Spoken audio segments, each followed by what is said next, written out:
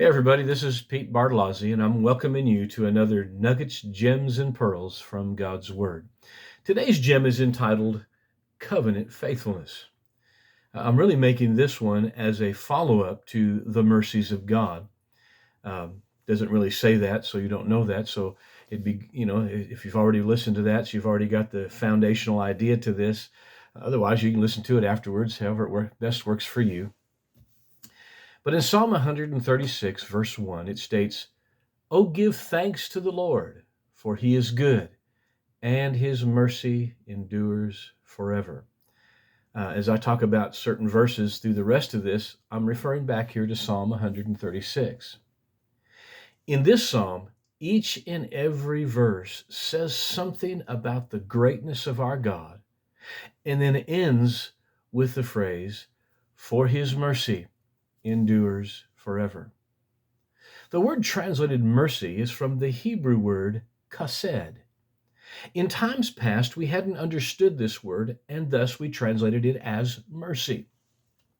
But there is another Hebrew word for mercy. But this word we understand more now than those who translated it.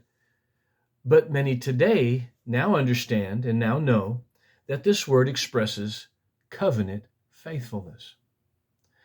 So in this psalm and many other places, it expresses God's covenant faithfulness to his covenant people.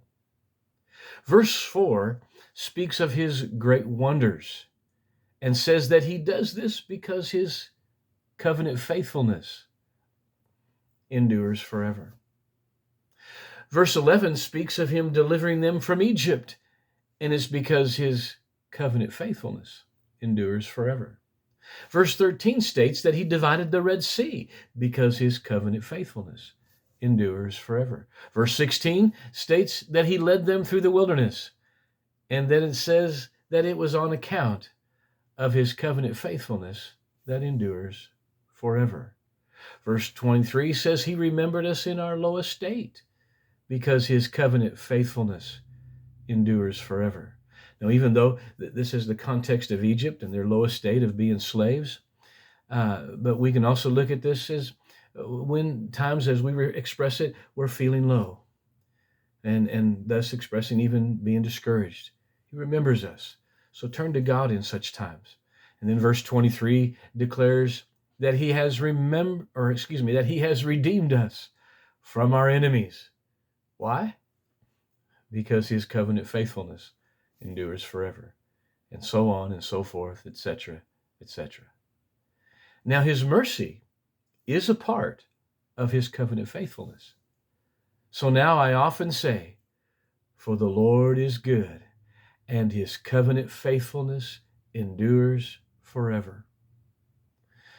What I have read was written to those in Old Testament times, and we live in a better covenant established upon better promises. So how much more does this apply to us?